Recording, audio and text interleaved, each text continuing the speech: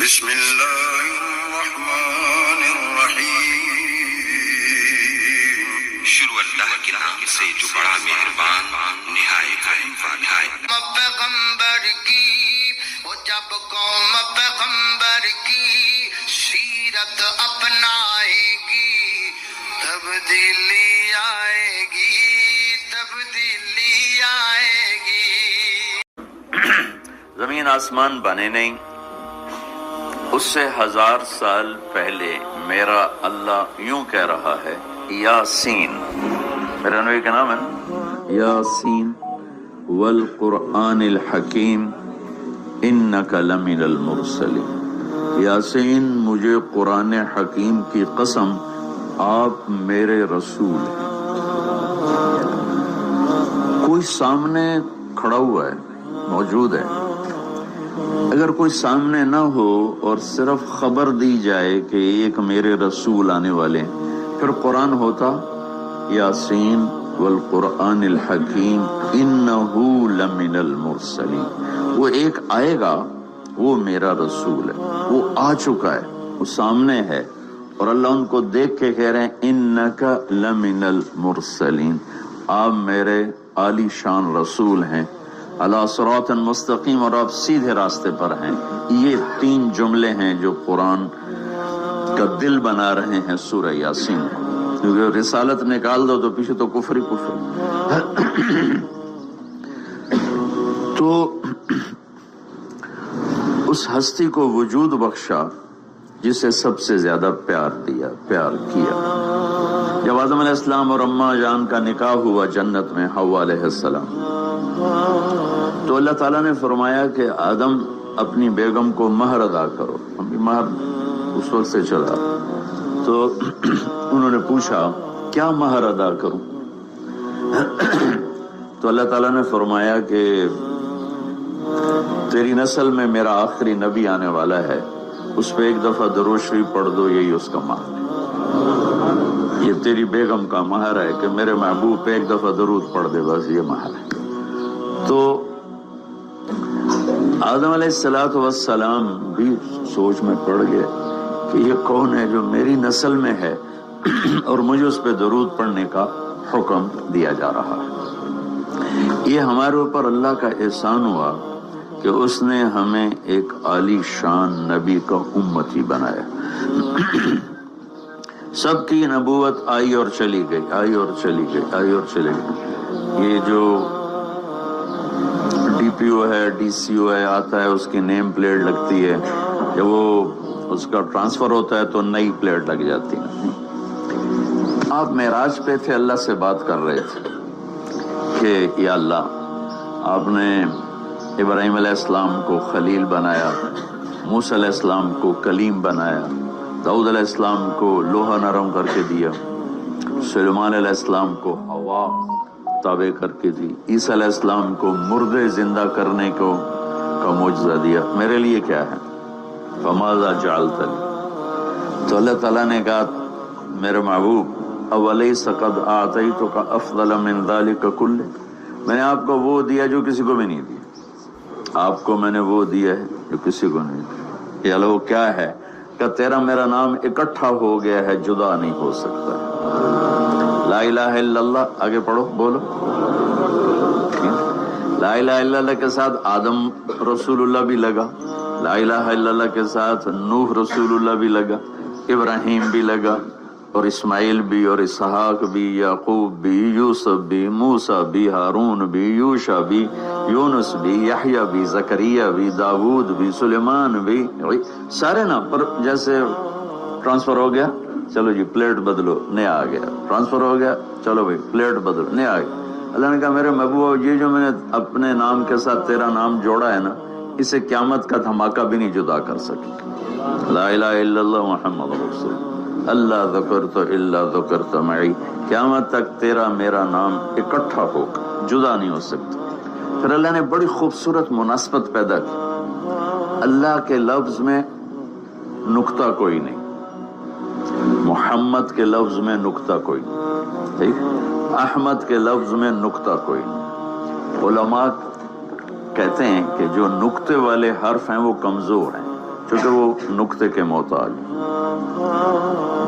اور جو بغیر نقطے والے حرف ہیں وہ طاقتور ہیں کیونکہ ان کو نقطے کی ضرورت کوئی۔ تو اللہ نے اپنے نام کے لیے کوئی نقطے والا حرف نہیں، اپنے حبیب کے لیے 2 نام کو قرآن میں آئے، محمد و احمد، کوئی نقطہ نہیں۔ دوسری مناسبت، اللہ کے نام میں 4 حرف ہیں، الف لام لام ہا، 4۔ محمد میں اللہ نے 4 حرف رکھے، میم ہا میم دال۔ احمد میں اللہ نے 4 حرف رکھے، الف ہا میم دال۔